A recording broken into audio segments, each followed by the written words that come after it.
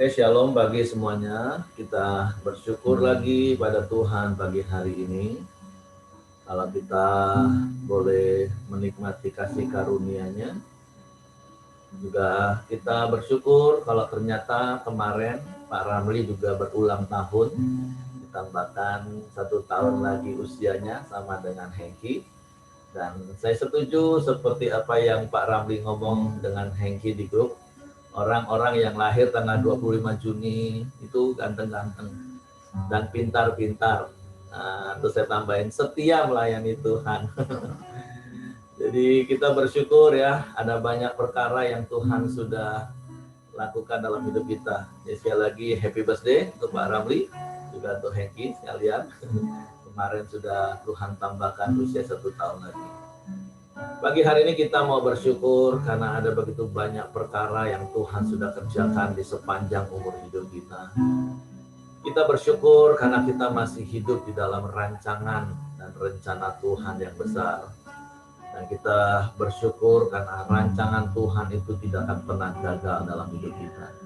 Ketika kita memiliki hati yang taat, hati yang mau tunduk dan dengar-dengaran dan melakukan firman Tuhan. Terus tinggal di dalam Tuhan dan firman Tuhan tinggal dalam hidup kita. Bapa, kami bersyukur, kami berterima kasih kepadamu pagi hari ini. Kalau kami boleh ada di dalam Engkau dan Engkau di dalam kami. Kami bersyukur buat rancangan-Mu yang ajaib yang Kau nyatakan dalam hidup kami. Kami mau bersyukur karena kami percaya semua yang Kau izinkan terjadi itu baik bagi kami dan mendatangkan kebaikan bagi kami. Sebab Engkau Bapa yang baik, kasih-Mu yang sempurna yang telah kami terima dalam hidup ini. Sebab itu kami bersyukur kepadamu. Ku bersyukur Bapa, ku bersyukur Tuhan, buat kasih setiamu di dalam hidupku. Ku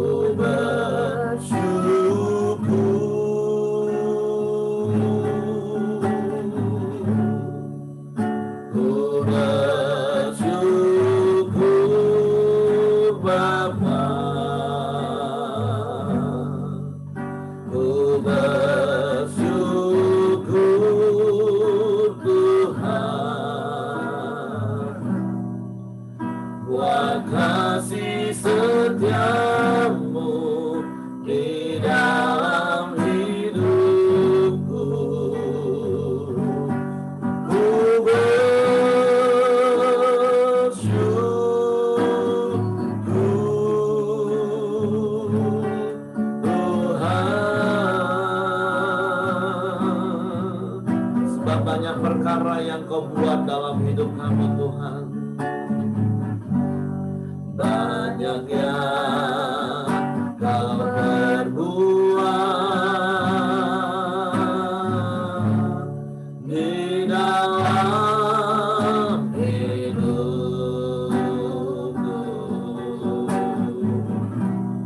Rancangan indah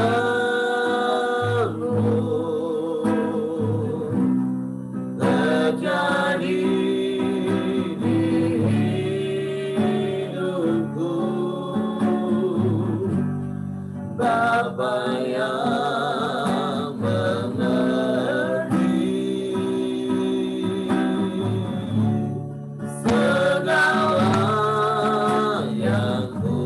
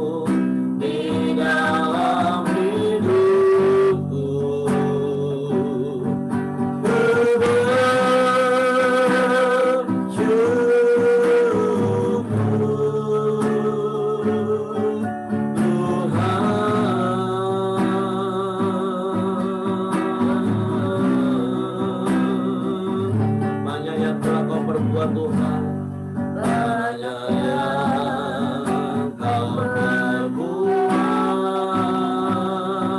Amin.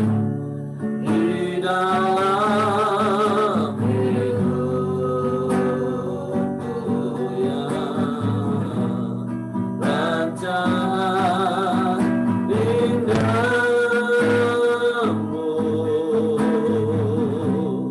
terjadi di hidupku.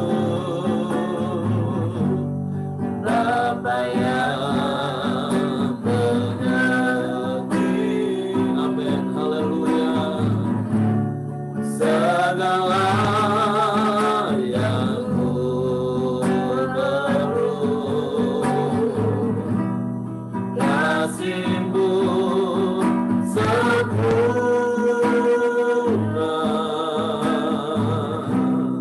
nyata dalam hidupku. Ku bersyukur Bapa, ku bersyukur Tuhan, buat kasih setiamu di dalam hidupku. Ku bersyukur, amin, haleluya. Ku bersyukur Bapa, amin, amin. Ku bersyukur Tuhan, buat kasih setiamu di dalam hidupku. Ku bersyukur, ku bersyukur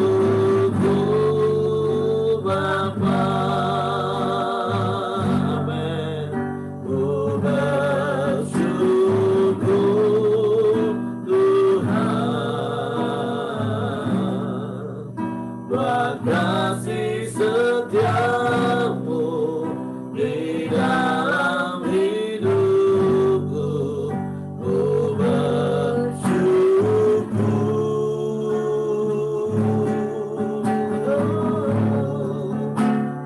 bersyukur Bapa, dalam segala keadaan kami Tuhan. Ku bersyukur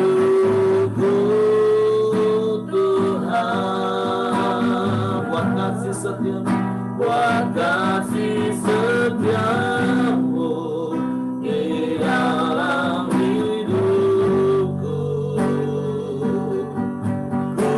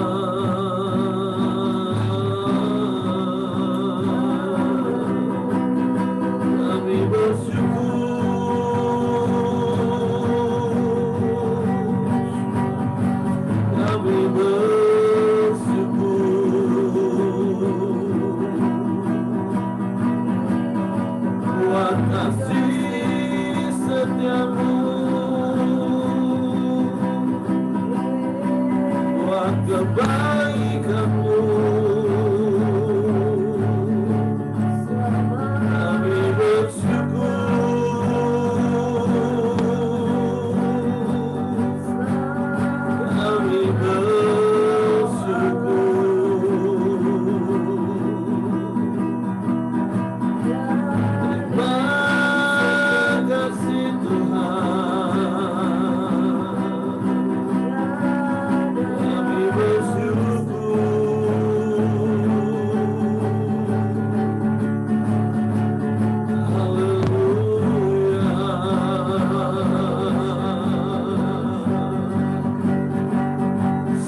banyak yang telah Kau perbuat dalam hidup kami, yang terbaik.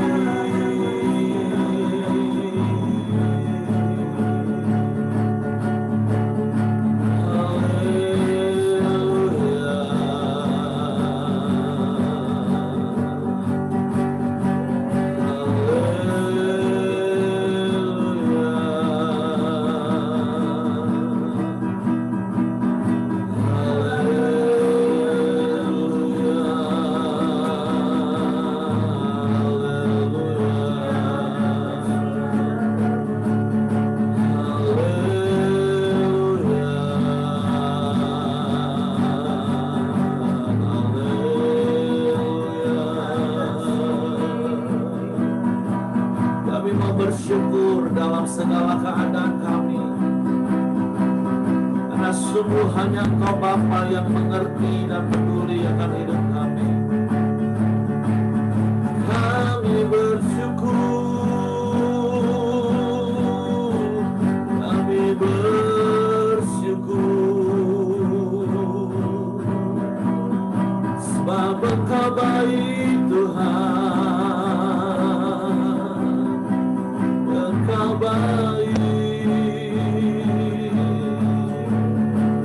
Kami memuji-Mu, kami memuji-Mu, kami menyembah-Mu Tuhan.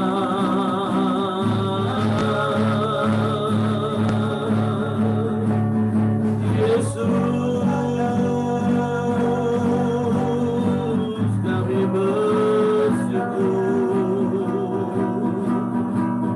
Terima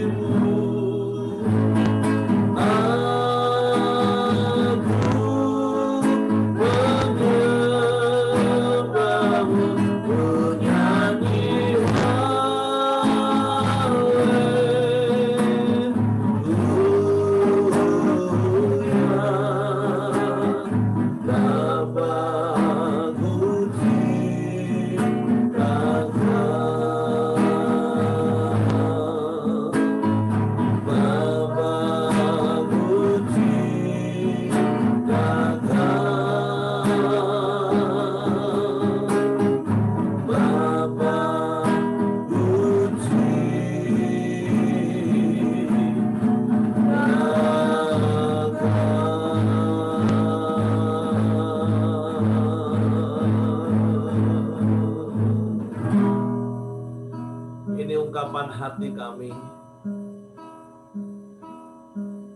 betapa kami mencintai-Mu lebih dari perkara yang lain, lebih dari siapapun. Karena Engkau yang lebih dahulu mengasihi kami. Dan Engkau buktikan, Engkau mati di kayu salib, mencurahkan darah-Mu menebus hidup kami. Engkau jadikan kami milik kesayangan-Mu, yang Kau jagai seperti biji mata-Mu. Bahkan Engkau lakukan banyak hal yang terbaik dalam hidup kami. Kebajikan, kemurahan yang terus mengikuti kami seumur hidup kami. Sebab itu biarlah hati kami hanya tertuju kepada perkara-perkara yang ada di dalam Engkau. Bukan kepada apa yang sedang kami alami. Bukan kepada apa yang sedang terjadi di sekeliling kami. Tapi biarlah hati kami tertuju hanya kepadamu. Karena kami percaya dalam segala keadaan kami, di tengah-tengah situasi yang sulit sekalipun, Engkau tidak pernah meninggalkan kami. Engkau ada bersama dengan kami. Bahkan justru di dalam pergumulan, di dalam persoalan, permasalahan, kami boleh semakin nyata melihat dan mengalami kuasa-Mu. Cukuplah kasih karunia-Mu bagi kami, Tuhan. Sehingga kami dapat berkata seperti Paulus berkata, dalam kelemahan kami, kuasa-Mu nyata dalam hidup kami. Dan segala perkara dapat kami tanggung di dalam Engkau Yesus Tuhan yang memberikan kekuatan bagi kami. Sebab itu pagi hari ini kami bersyukur, kami berterima kasih kepadamu dalam segala keadaan kami. Karena kami percaya Engkau turut bekerja dalam segala sesuatu, mendatangkan kebaikan bagi kami. Kami mau terus percaya janji firman-Mu, sehingga perkataan-perkataan firman-Mu yang menenangkan hati kami. Firman-Mu yang mengalahkan setiap intimidasi kuasa iblis, yang ingin menggoncangkan iman kami, yang ingin menggoyahkan hati kami. Sebab itu pagi hari ini kami mau buka hati kami lagi untuk kebenaran firman-Mu yang memerdekakan hidup kami. Roh Kudus, tolong kami mengerti firman-Mu. Tolong kami memahami firman-Mu. Supaya kami terus percaya pada firman-Mu. Dan kami melakukan firman-Mu. Sehingga kami menjalani hari-hari kami penuh dengan damai sejahtera yang datang daripada-Mu. Dalam segala keadaan. Kami sambut firman-Mu pagi hari ini di dalam nama Yesus Tuhan kami. Haleluya, haleluya, haleluya. Amin. Oke, silakan Pak Ramli. Baik, shalom semuanya. Shalom. Ya, langsung aja ya. Saat teduh kita pada pagi ini diambil dari ayatnya yang ke-28 dari Matius 10. Saya akan bacakan. Dan janganlah kamu takut kepada mereka yang dapat membunuh tubuh, tetapi yang tidak berkuasa membunuh jiwa. Takutlah terutama kepada Dia yang berkuasa membinasakan baik jiwa maupun tubuh di dalam neraka. Nanti kita bisa sharingkan, tentu banyak banyak pandangan atau banyak persepsi yang bisa kita dapat dari ayat ini, tapi ada beberapa yang saya dapat, minimal ada 3 poin yang saya dapat. Yang pertama, saya tertarik dengan kata neraka di sini, ya. Ini sesuatu memang sudah sangat familiar kata ini, ya. Cuma cukup jarang ya kita share, kita bahas. Tapi kenapa saya tertarik untuk mendiskusikan ini? Karena mungkin bagi kita yang sudah lama percaya, ini dapat menguatkan kita dan meneguhkan kita kembali bahwa neraka itu nyata dan realita, ya, ada gitu. Dan ini bagus sekali tentu untuk teman-teman seperti Ko Andri, ya, Celita yang notabene baru percaya kepada Tuhan, ya, bahwa neraka itu nyata dan realita, ya. Karena apa? Karena memang di dalam Alkitab, ya, di dalam Alkitab mengajarkan bahwa, ya, hidup seseorang itu tidak berakhir pada saat kematian jasmani, tetapi berlangsung terus. Problemnya adalah berlangsung di mana? Apakah berlangsung di hadapan Tuhan atau di tempat hukuman yang kekal? Jadi Alkitab mengajarkan, ya, ini mengingatkan kita kembali bahwa ada 2 tempat yang dapat dijumpai setelah kematian, yaitu neraka, tempat penyiksaan abadi, ya. Jadi sekali lagi, neraka adalah tempat penyiksaan abadi, udah disiksa tapi abadi pula, ya, yang memang dipersiapkan bagi orang-orang yang tidak percaya kepada Yesus. Itu, ya. Sementara surga adalah tempat kehidupan abadi, ya, yang disiapkan Allah, ya, penuh sukacita bagi siapa? Bagi orang-orang yang percaya kepada Yesus. Jadi sekali lagi, neraka itu nyata ada. Nah, kenapa?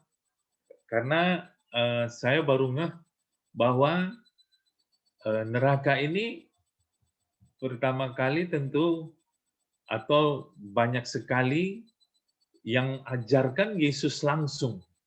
Yesus sendiri yang ajarkan. Jadi bukan murid-murid, bukan para rasul gitu ya, yang mungkin tafsiran mereka, tapi ini Yesus sendiri. Banyak sekali di dalam Perjanjian Baru, ya, Matius, Markus, Yesus banyak bicara tentang neraka, di mana ada tempat api yang tidak terpadamkan, ada kertak gigi dan lain sebagainya, ya. Jadi neraka itu nyata, realita, ya, yang Yesus ajarkan. Maksud saya poinnya adalah di sini bahwa pemahaman tentang kenyataan neraka ini justru menurut saya, ya, harusnya mendorong kita untuk lebih sungguh-sungguh lagi mengabarkan amanat agung, mengabarkan kabar Injil. Karena apa? Karena itu bukan cerita-cerita dongeng, ya, tapi itu nyata. Karena apa? Karena Yesus yang mengajarkannya berulang-ulang beberapa kali, ya, dengan sungguh-sungguh bahwa itu ada.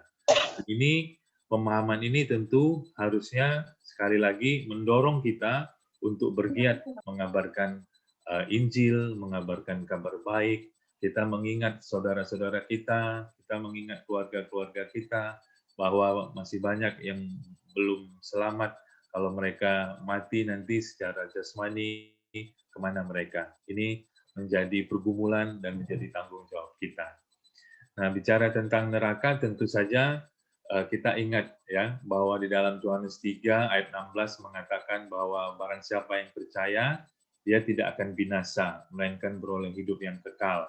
Di dalam 2 Petrus 3 ayat 9 mengatakan bahwa Allah tidak menghendaki satu orang pun binasa, Jadi tujuan Allah menciptakan neraka bukan supaya banyak orang masuk neraka, enggak. Itu justru menunjukkan keadilan Tuhan.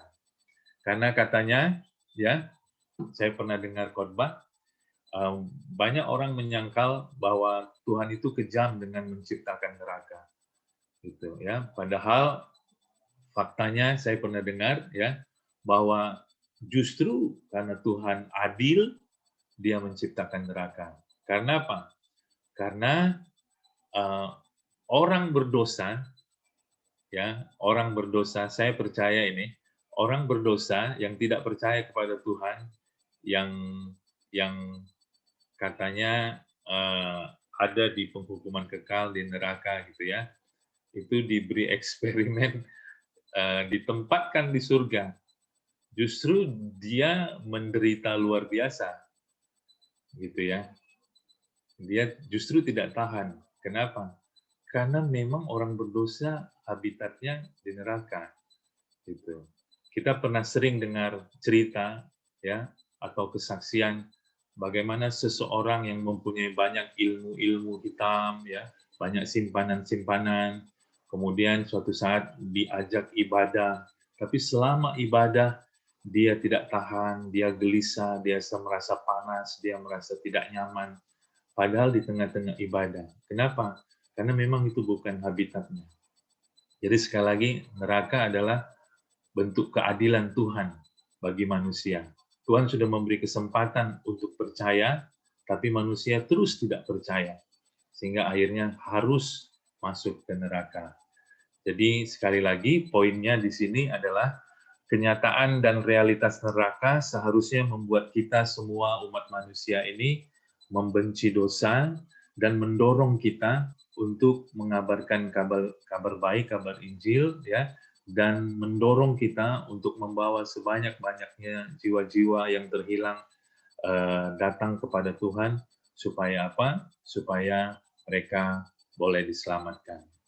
Itu poin yang pertama yang saya dapatkan dari ayat ini.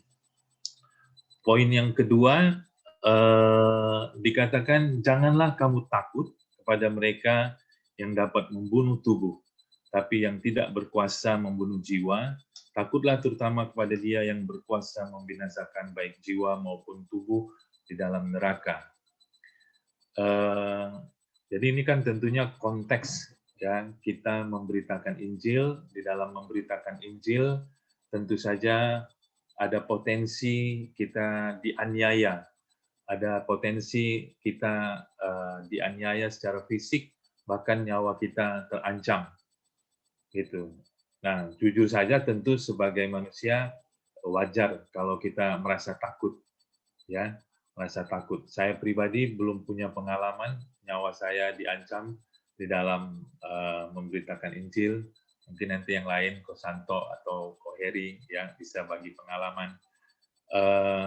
Tapi ayat ini justru mengingatkan, meneguhkan kita. Ya, saya dapatnya seperti ini. Ya, jadi rasa takut kepada manusia yang dapat menganiaya tubuh kita itu bisa berubah. Poinnya di situ ya, bisa berubah menjadi rasa nyaman, rasa aman ketika kita paham bahwa Allah pencipta langit dan bumi itu berkuasa atas hidup kita, berkuasa atas mati hidupnya kita, bahkan berkuasa atas kehidupan setelah kematian kita. Allah peduli sama kita, Allah sayang sama kita, Allah mampu melakukan banyak hal, ya. Manusia terbatas hanya dapat menyentuh tubuh kita, tapi Allah mampu melakukan semuanya. Justru rasa takut yang positif ini kepada Tuhanlah yang membuat kita bisa nyaman, sehingga rasa takut kepada manusia, kepada penganiaya tubuh kita bisa sirna.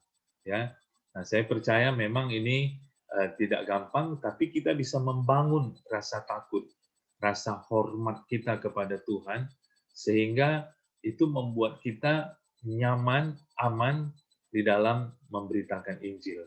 Kita bisa memiliki ketenangan yang luar biasa di dalam memberitakan Injil. Ya, saya kira itu poin yang kedua yang saya dapatkan, bahwa rasa takut yang benar kepada Tuhan membuat rasa aman kita terhadap manusia, sehingga tidak menghalangi kita untuk memberitakan Injil kepada siapapun sebenarnya, ya, atau dimanapun kita berada.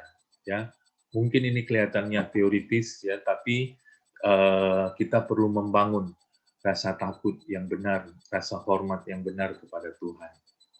Nah, poin yang terakhir yang saya dapat begini, ya. Dikatakan jangan takut kepada mereka yang membunuh tubuh. Nah, saya dapatnya begini, jangan fokus kepada kebutuhan-kebutuhan tubuh. Jangan fokus kepada kebutuhan-kebutuhan tubuh. Karena kebutuhan-kebutuhan tubuh itu justru dapat membunuh tubuh kita. Apa kebutuhan-kebutuhan tubuh? Pakaian, makanan, mobil, rumah. Kita takut belum punya ini, belum punya itu, kita khawatir, ya, belum memiliki ini, belum ke situ, belum ke sana, belum mengalami ini, belum mengalami. Kita takut akan hal-hal itu. Nah, saya diingatkan, tapi fokuslah kepada kebutuhan jiwa. Kebutuhan jiwa kita, yang dapat memenuhi kebutuhan jiwa kita adalah Allah, Tuhan. Nah, saya baca artikel, dikatakan seperti ini. Prinsip umur panjang itu bukan didapat dari, olahraga dan makanan yang sehat. Ya, jadi ini harus dicermati dengan baik, ya. Bukan berarti kita nggak perlu olahraga dan tidak perlu jaga makanan, ya. Tapi maksudnya sudah disurvei, ada banyak orang yang berolahraga teratur, yang banyak jaga makanan, tetapi kemudian cepat meninggal juga di usia muda. Nah, kenapa? Karena ternyata, ya, penelitian menunjukkan bahwa umur panjang itu faktor utamanya bukan dari olahraga dan makanan yang sehat. Ya, sekali lagi bukan berarti tidak perlu, ya. Tapi faktor yang paling mempengaruhi adalah kondisi batin kita, kondisi jiwa kita. Ketika kita menyimpan amarah, disitulah pintu penyakit akan datang. Kita membuka pintu penyakit hipertensi, ya, gula, rematik, penyakit jantung, penyakit yang lain-lain. Jadi, ayo sama-sama dari ayat ini kita belajar, ya, supaya kita tidak menyimpan amarah, supaya kita tidak menyimpan kesalahan orang lain, ya. Nah, ini bagi saya juga sangat penting, karena saya tipenya kan tidak pandai marah, tapi pandai marah dalam hati. Ya, jadi marah dalam hati itu, nah itulah yang bisa menimbulkan banyak penyakit. Tapi mari kita isi jiwa kita, ya, dengan saling mengasihi, ya, saling mengampuni, bergembira selalu, sukacita, ya. Karena apa? Karena katanya sekali tertawa kita akan meningkatkan imun kita sekian kali, gitu ya. Jadi banyak-banyaklah ketawa kayak Pak Simon, ya, Pak Ahyong, ya, tiada hari tanpa ketawa, ya. Itu pasti panjang umur itu, ya. Jadi seperti itu yang saya dapatkan. Jadi poin yang pertama adalah pemahaman kita tentang neraka perlu kita diingatkan kembali, disegarkan kembali. Justru realita tentang neraka ini harusnya mendorong kita untuk terus semakin giat memberitakan Injil. Kemudian rasa takut, ya, kepada manusia tentunya dapat digantikan oleh rasa nyaman ketika kita paham bahwa Allah lah pemilik hidup kita. Dan yang terakhir, jangan fokus kepada kebutuhan-kebutuhan tubuh, tapi fokuslah kepada kebutuhan jiwa. Kita evaluasilah jiwa kita. Apakah masih menyimpan marah, masih menyimpan dendam, masih menyimpan sakit hati, ya.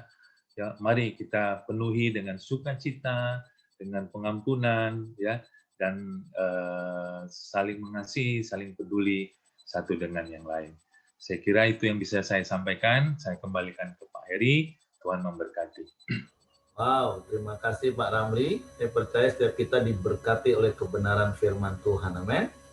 Ada 3 kebenaran yang kita terima pagi hari ini. Nah, saya akan ulas sepintas lagi dari yang poin yang ketiga. Jadi rahasia umur panjang itu faktor utamanya. Nah, perhatikan kalimat yang Pak Ramli tadi katakan. Faktor utamanya. Berarti ada faktor-faktor lain yang mendukung. Faktor utamanya itu hati yang gembira. Jadi jangan yang suka makan terus ngomong, nah ini dokter yang ngomong nih, berarti boleh makan. Enggak, Pak Ramli udah ingetin tadi. Bukan berarti terus kita nggak jaga pola makan.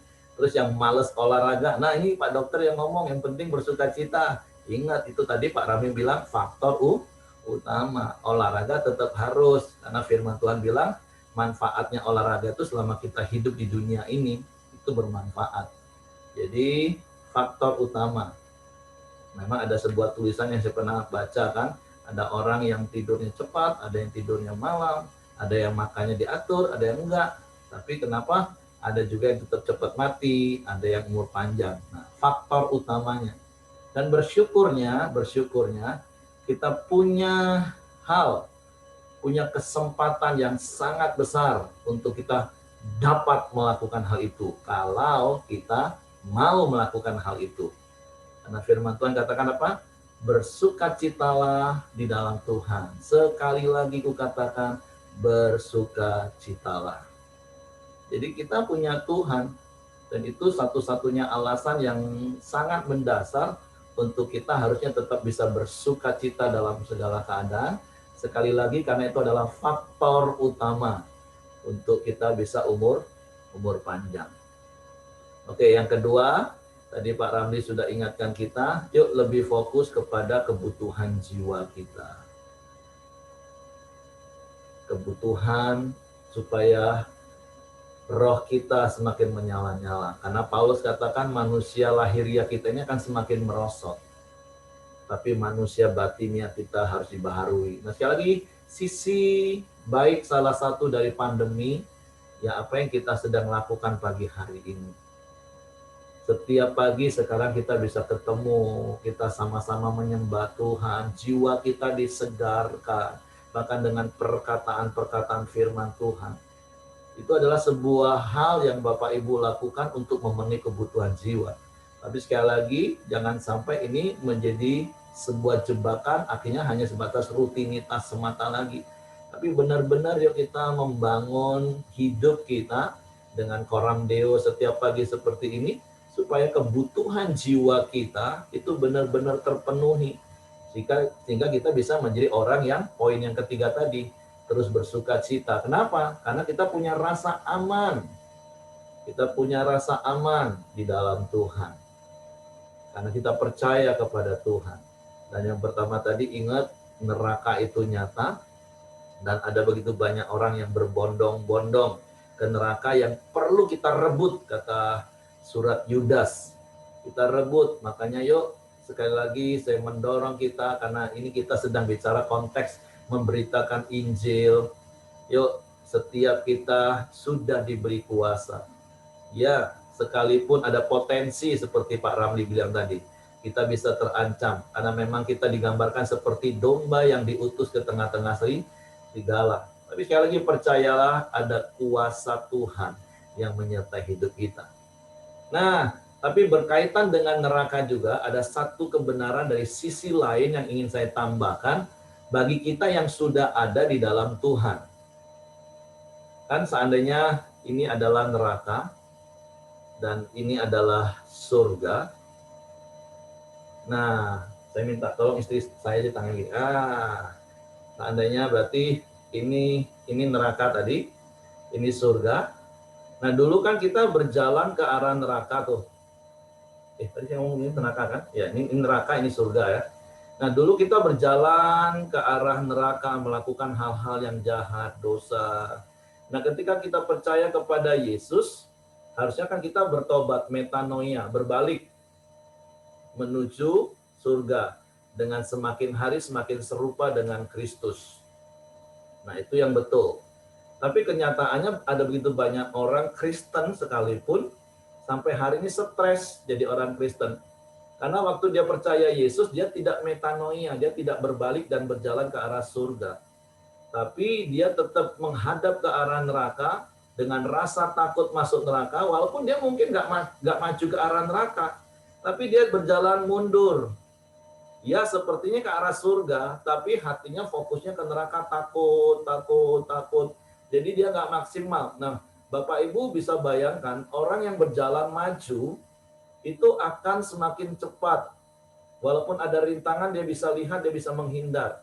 Tapi kalau kekristenan kita digambarkan seperti orang yang berjalan mundur menuju arah surga, karena takut ini, takut itu, takut ini, kita nggak akan maksimal. Bahkan kita bisa terjatuh ketika kita tersandung, karena kita nggak melihat. Jatuh lagi. Nah, jadi harusnya ketika kita percaya kepada Yesus, kita metanoia, kita berbalik. Kita membelakangi neraka. Sudahlah, tidak ada penghukuman di dalam Yesus. Ada kasih karunia di dalam Yesus. Ada pengampunan di dalam Yesus. Kita nggak bakalan masuk neraka. Sudah nggak usah takut lagi. Tapi kita terus berjalan dengan maksimal. Membawa orang-orang yang tadinya harusnya masuk neraka, kita bawa sama-sama masuk surga. Itu sikap hati bagi kita. Karena saya temukan ada begitu banyak orang Kristen stres jadi orang Kristen. Aduh, aku tidak boleh ini ya, tidak bisa itu ya, nanti bisa masuk neraka katanya ya. Nah, sisi lain ini ya. Tapi apa yang dijelaskan oleh Pak Ramli tadi, itu yang harus kita pahami juga. Bahwa neraka itu nyata dan banyak orang yang sedang berjalan ke arah neraka menuju kebinasaan. Itu yang harus kita rebut, supaya mereka tidak masuk neraka. Tapi bagi kita, yang orang Kristen, yang sudah percaya Yesus, harus metanoia. Hati kita, mata kita tertuju kepada surga. Kenapa? Karena disitulah Tuhan kita. Jadi mata kita tertuju kepada Tuhan. Sehingga maksimal jalan hidup kita. Arahan Tuhan, tuntunan Tuhan kita bisa lihat dengan jelas. Tapi kalau kita masih tetap membelakangi surga, walaupun kita nggak maju ke arah neraka, tapi menuju arah surga, tapi masih mundur, mata kita nggak lihat Tuhan. Mata kita masih dipenuhi dengan ketakutan akan neraka. Nah, itu sikap hati yang harus dirubah. Kita benar-benar harus memandang kepada Tuhan yang bertahta di surga, dan kita mengikuti titah-titahnya, kehendaknya, sehingga kekristenan kita akan maksimal berubahnya, akan semakin serupa dengan Kristus dengan cepat. Itu saja yang saya tambahkan. Oke, silakan. Apakah ada yang lain juga mau tambahkan? Saya percaya kita sudah diberkati.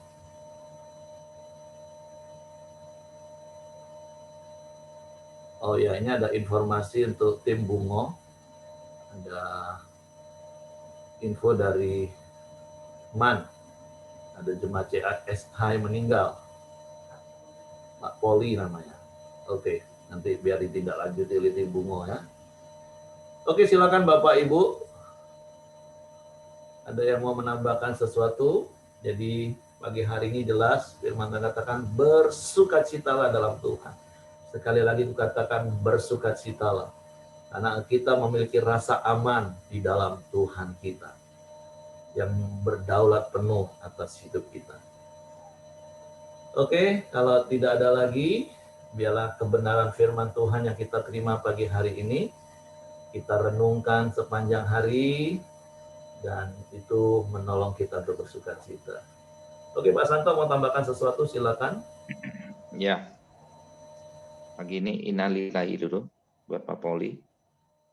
Pak Poli ini, ya puji nama Tuhan, sebelum kita masuk ke CESA, dia kecewa dengan pemimpin lamanya, dan sempat itu tidak ibadah lama.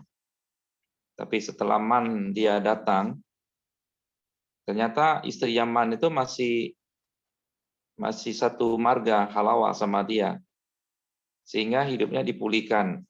Dia mengalami nggak salah ada stroke ya Pak Poli ini. Jadi 8 bulan sampai 9 bulan ini jiwanya dipulihkan. Jiwanya dipulihkan, dia sudah bergabung kembali untuk melayani Tuhan. Terakhir waktu saya berangkat ke CESA sama ke SHM, dia ikut semangat sekali Pak Poli ini. Dia memang tuli ya telinganya. Jadi saya percaya dia sudah bersama Tuhan karena jiwanya sudah dipulihkan. Jadi bukan masalah hidup dan matinya, tapi apakah hidup matinya di dalam Tuhan atau tidak. Seperti pada firman hari ini ya, neraka itu nyata. Kan banyak orang menulis buku kan, surga itu nyata. Jadi pagi ini saya beri judul neraka itu nyata ya, seperti Pak Ramli bilang. Kita buat bukunya nanti bro. Tapi jangan salah judul lagi ya. Nah, kita di dalam melayani ya tentu ada tantangan di dalam seperti Pak Ramli tadi bilang bahwa di dalam memberitakan kabar baik tentu ada pro dan kontra. Biasa itu.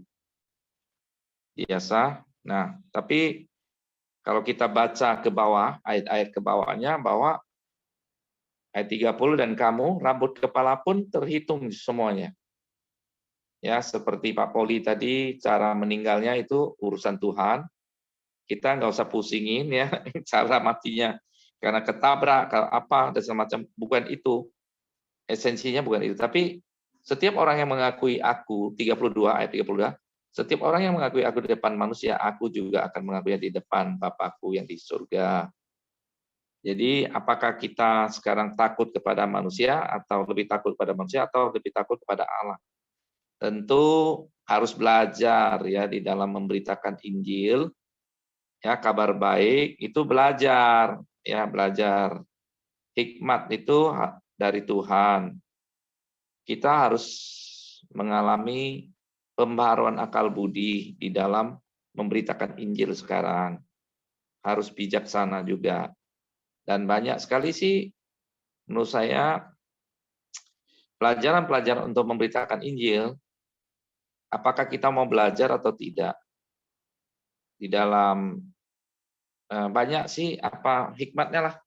Karena kalau kita bilang begini caranya, tentu kadang tidak sama.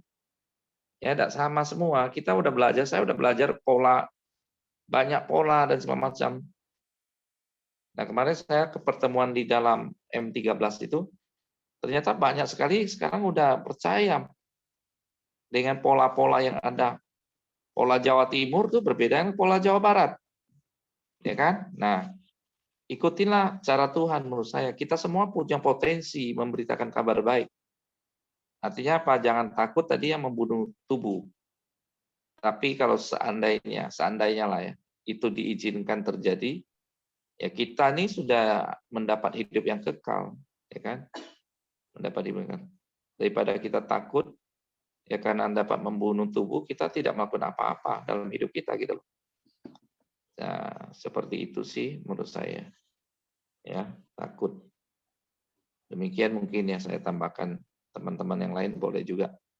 Nanti setelah ini kita koordinasi dengan Dr. Ramli, tim Bungo, untuk membereskan, untuk menyelesaikan bagaimana Pak Poli ini yang sudah meninggal dengan tenang. Kalau ini mungkin dengan tergesa-gesa ya, karena tidak sempat lagi permisi ya. Demikian. Oke, terima kasih Pak Santo. Jadi sekali lagi jangan takut, sekalipun ada potensi seperti Pak Ramli tadi katakan, percayalah Tuhan sudah berkuasa. Bahkan ayat yang nanti akan kita bahas sama-sama yang tadi Pak Santo juga sempat singgung, bahkan sehelai rambut pun jatuh itu semua atas sepengetahuan Tuhan. Percayalah Tuhan menyertai kita. Jadi jangan takut kepada yang dapat membunuh tubuh, tapi seperti poin yang kedua Pak Ramli tadi katakan, kita takut akan Tuhan, itu membuat kita aman dan nyaman. Oke, Cici, silakan. Saya hanya mau mengajukan pertanyaan untuk kita sama-sama jawab.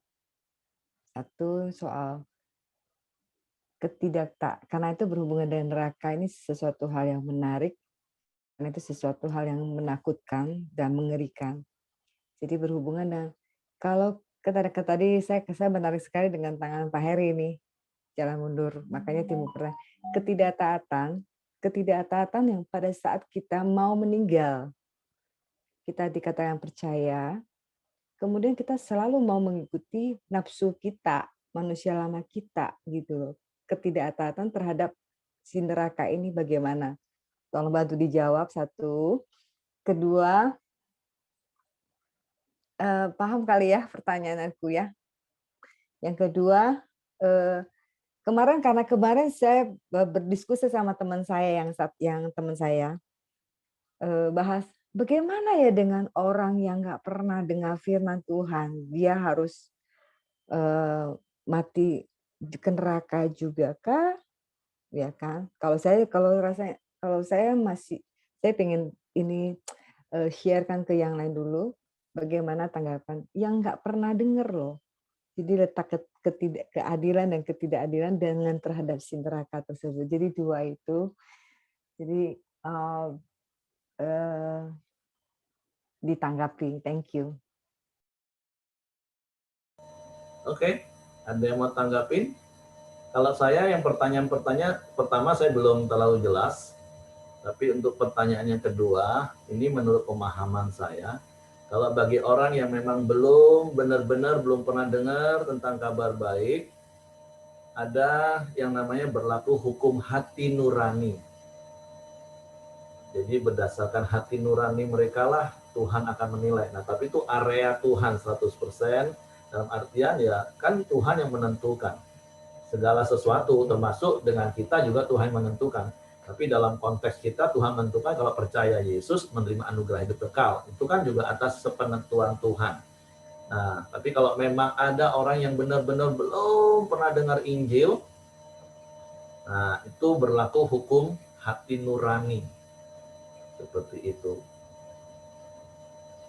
Karena kan ya walaupun ada orang yang belum kenal Yesus, kita tahu terkadang hati nuraninya juga oke, dia baik. Tapi sekali lagi itu pemahaman saya.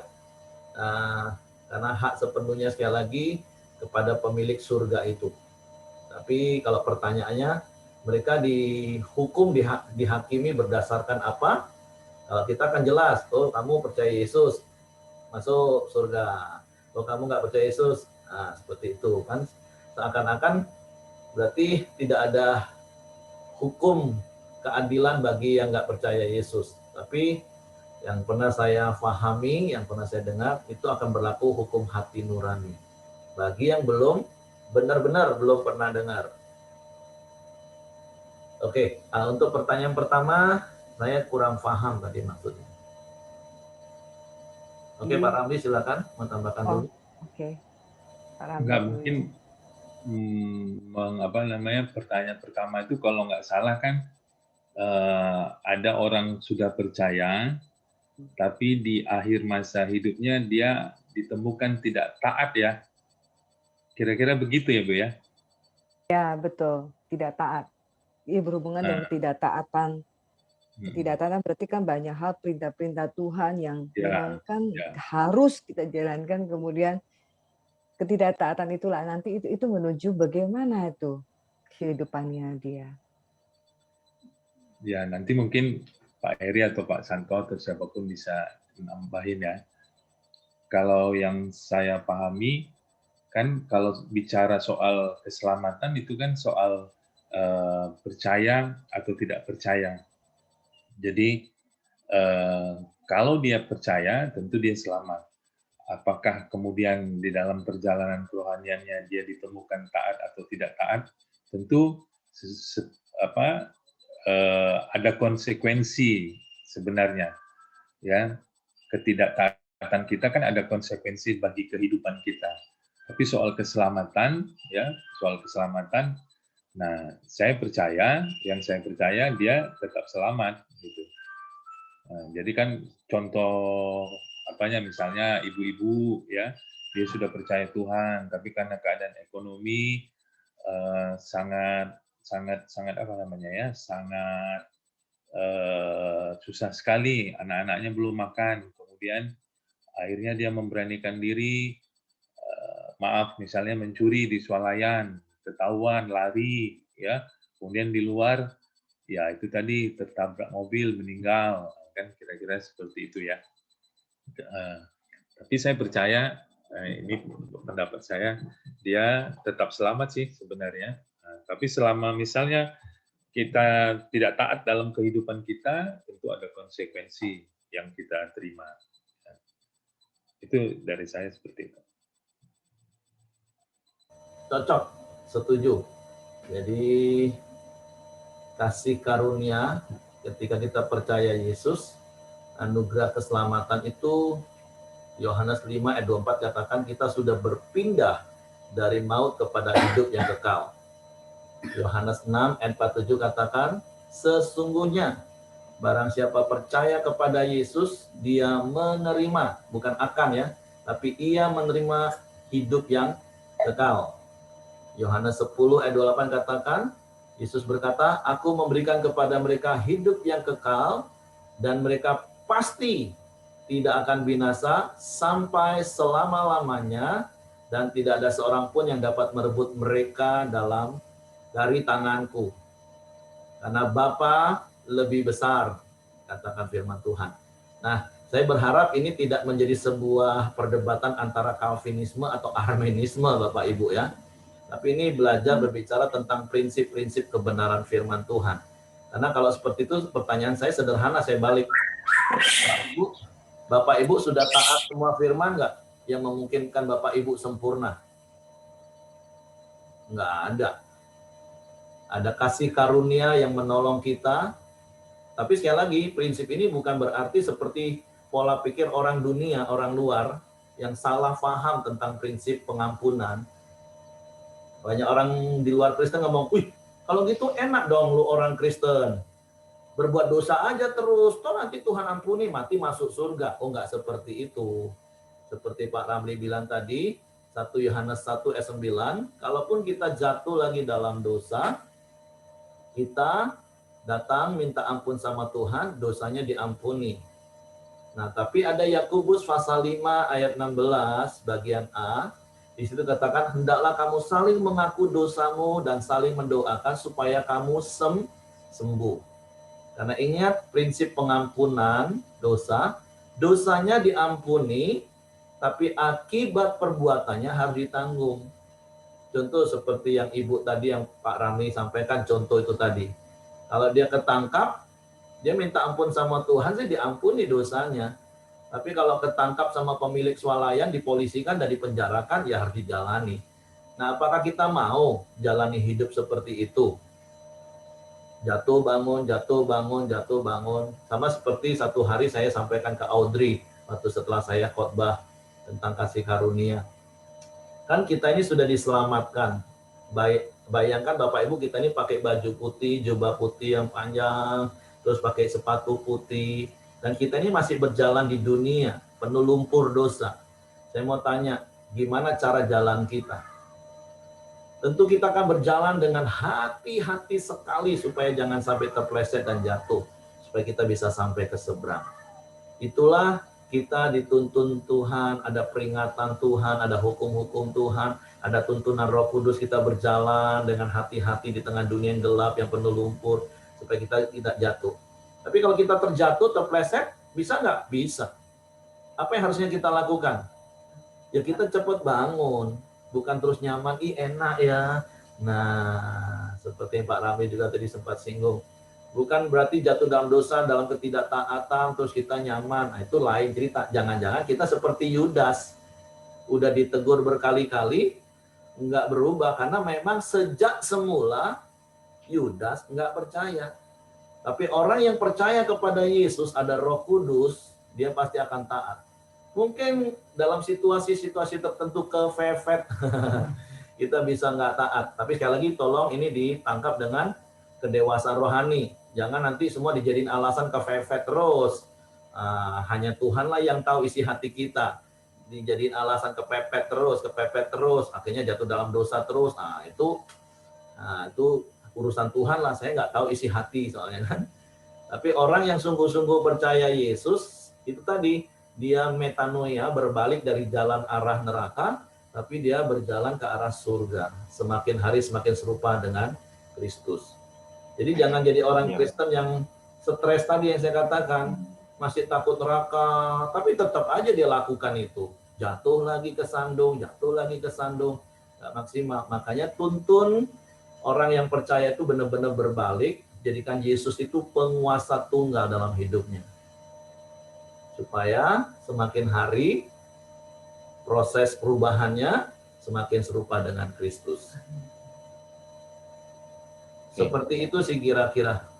Ya, saya juga akan memberikan sebuah pencerahan menurut pendapat saya ini ya, teman-teman semua. Karena masing-masing kan Tuhan berikan hikmat ya.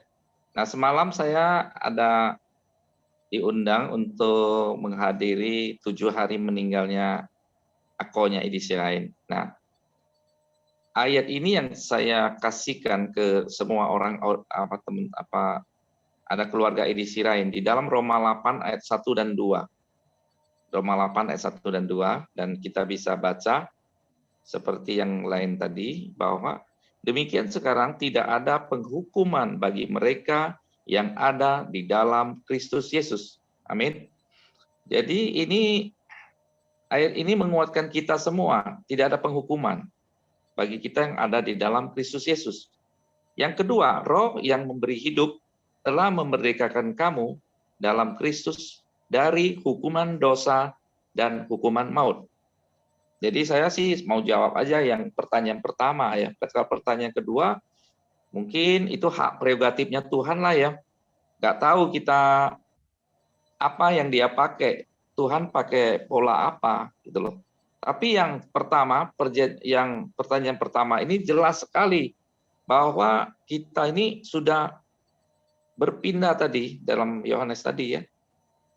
Nah, di ayat Roma ini juga jelas kita juga sudah bebas tidak dihukum gitu loh. Dan tidak ada dosa.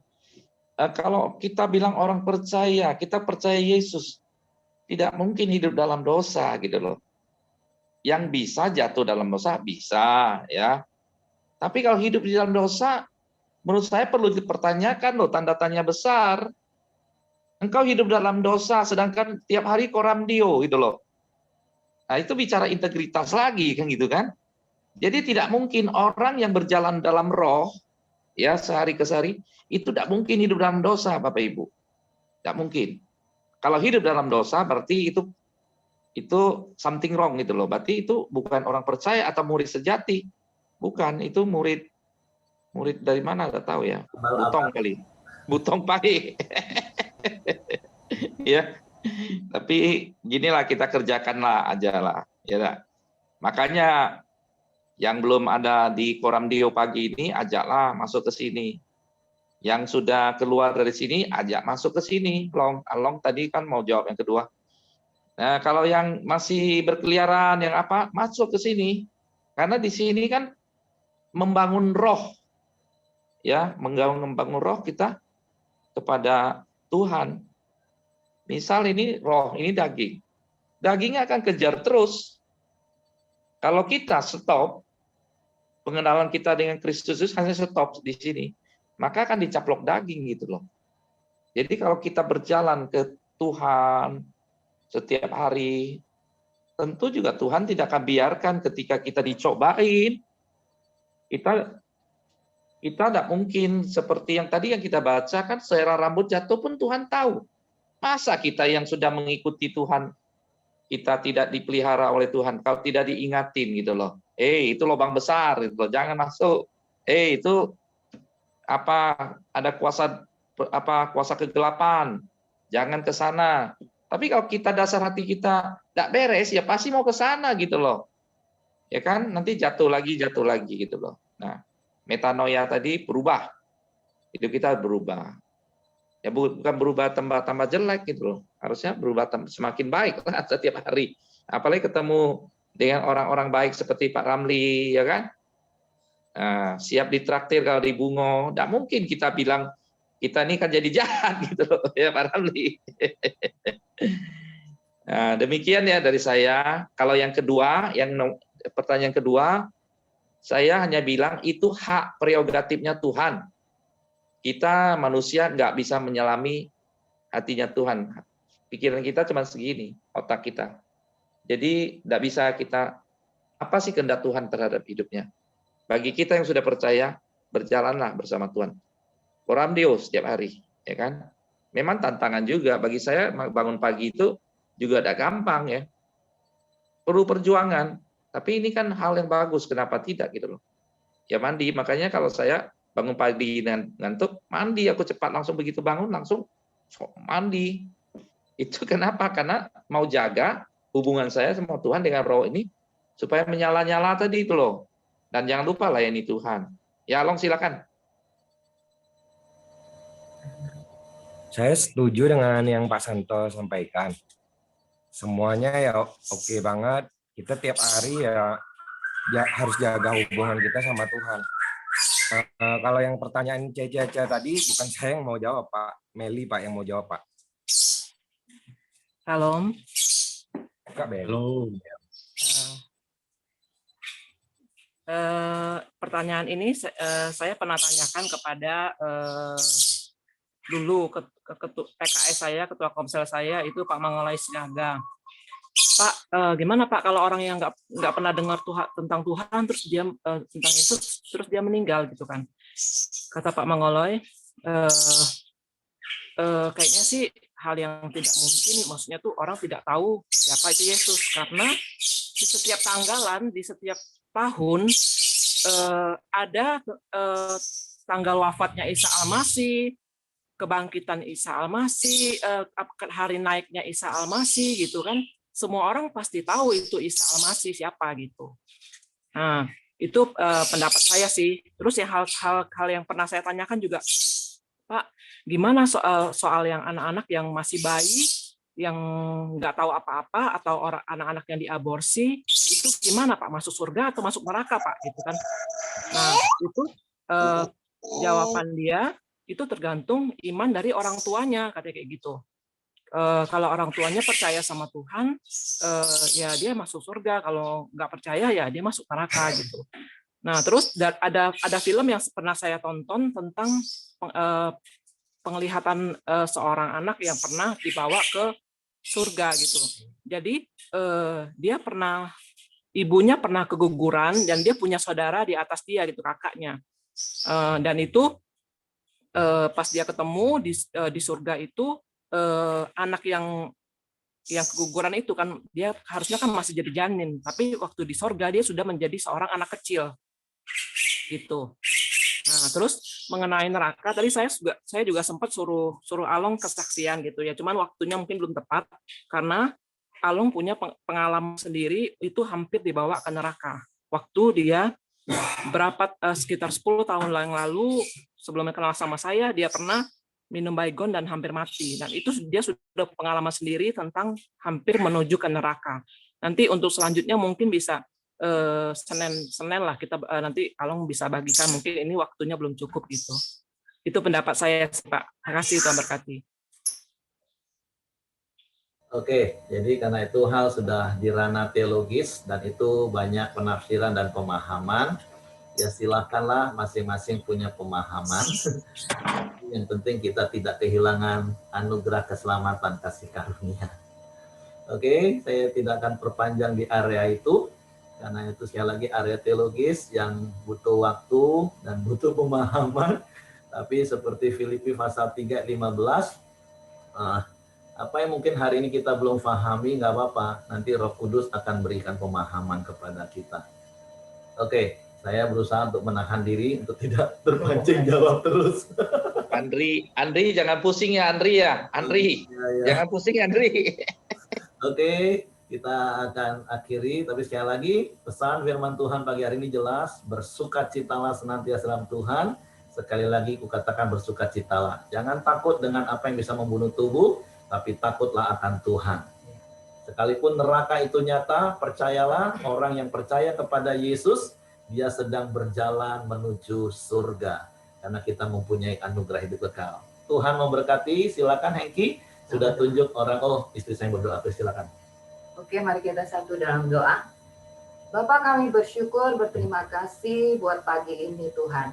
Buat firman-Mu yang boleh terus mengingatkan kami Bapak. Kami bersyukur buat kasih karunia, buat keselamatan bagi kami orang-orang benar-Mu yang sudah percaya kepada Engkau Tuhan. Biarlah kami terus mengerjakan keselamatan yang sudah Engkau beri itu dengan hati yang takut dan gentar akan Engkau Bapak. Terima kasih Bapak yang baik, terima kasih. Kalau pagi ini Tuhan, kami juga mau bersepakat. Kami berdoa Tuhan buat teman-teman kami yang sakit Tuhan. Kami percaya oleh firman-Mu berkata bahwa oleh bilur-bilur-Mu Tuhan, mereka akan disembuhkan. Amin. Kami berdoa buat Rita Tuhan, Engkau jamah penyakit asmanya Tuhan. Dia boleh pulih di dalam nama Yesus. Paru-parunya boleh kembali bersih Tuhan. Dan normal kembali Bapa, untuk dia boleh bernafas dengan lega dan menikmati setiap pemeliharaan Tuhan yang Kau kerjakan di dalam hidupnya. Biarlah damai sejahtera Allah yang melampaui segala akal pikiran boleh menguasai hati dan pikiran Rita di dalam nama Yesus. Kami juga berdoa Tuhan buat Hengki Bapak, juga buat Kori yang masih dalam masa karantina mandiri Tuhan. Engkau memberkati mereka Bapak. Biarlah dalam masa-masa mereka bersama dengan Engkau Tuhan, mereka mengalami Engkau secara pribadi Bapa. Engkau yang memulihkan mereka dengan sempurna di dalam nama Yesus. Apa yang saat ini mereka boleh makan, minum Tuhan untuk memulihkan secara jasmani tubuh mereka. Engkau memberkati Tuhan setiap apa yang masuk ke dalam tubuh mereka Tuhan. Di dalam nama Yesus. Juga buat keluarga, anak-anak Tuhan. Engkau juga pelihara Bapak, Engkau juga lindungi, Engkau berikan kesehatan, kekuatan, juga buat Marcel Tuhan. Demamnya boleh turun di dalam nama Yesus, suhu tubuhnya boleh kembali normal di dalam nama Yesus. Kami juga tetap berdoa Tuhan buat anak yang bernama Heski Intan Valeri Tuhan. Kami percaya suhu tubuhnya sudah kembali normal Tuhan. Engkau juga menjamah kepalanya yang sakit Bapak, sehingga boleh sembuh di dalam nama Yesus. Terima kasih Bapak yang baik, terima kasih. Kami juga berdoa buat Ko Andri Tuhan, juga buat Buyung Christian Bapak. Saat ini mereka membutuhkan pekerjaan yang sesuai dengan profesi mereka Tuhan. Engkau memberkati, Engkau buka jalan Bapak. Dan kami percaya yang terbaik yang Kau sediakan bagi mereka Tuhan di dalam nama Yesus. Terima kasih Bapak yang baik, terima kasih. Kami juga bersepakat berdoa Tuhan, melepaskan berkat atas bangsa kami Indonesia Tuhan. Engkau juga mengampuni setiap perkataan-perkataan, mungkin perkataan kutuk yang keluar dari lidah bibir kami Tuhan. Kami mau melepaskan pada pagi hari ini berkat atas bangsa kami. Berkat damai sejahtera-Mu atas bangsa ini. Berkat kesejahteraan atas bangsa Indonesia. Di dalam nama Yesus. Bahkan situasi, kondisi COVID-19 ini Tuhan, kami menyerahkan ke dalam tangan kasih kuasa-Mu. Kami percaya ada belas kasihan-Mu atas bangsa ini Tuhan. Ada kasih karunia, ada hikmat-Mu atas pemimpin bangsa kami. Bapak Presiden Tuhan beserta jajarannya yang memimpin bangsa ini Tuhan. Mereka boleh tetap ada dalam perlindungan-Mu Tuhan. Ada hikmat-Mu Tuhan. Hati mereka boleh tetap murni Tuhan. Untuk mengerjakan, melakukan tugas dan tanggung jawab mereka Bapak. Kau beri kekuatan daripada Engkau Tuhan. Terima kasih Bapak yang baik, terima kasih. Kami bersyukur Tuhan buat pagi hari ini. Mari Bapak Ibu kita sama-sama berdoa-doa Bapak kami. Bapak kami yang di surga, dikuduskanlah nama-Mu. Datanglah kerajaan-Mu, jadilah kehendak-Mu di bumi seperti di surga. Berikanlah kami pada hari ini makanan kami yang secukupnya. Dan ampunilah kami akan kesalahan kami, seperti kami juga mengampuni orang yang bersalah kepada kami. Dan janganlah membawa kami ke dalam pencobaan, tetapi lepaskanlah kami daripada yang jahat. Karena Engkaulah yang empunya kerajaan dan kuasa dan kemuliaan sampai selama-lamanya. Amin. Pak Simon, silakan dalam doa, Pak.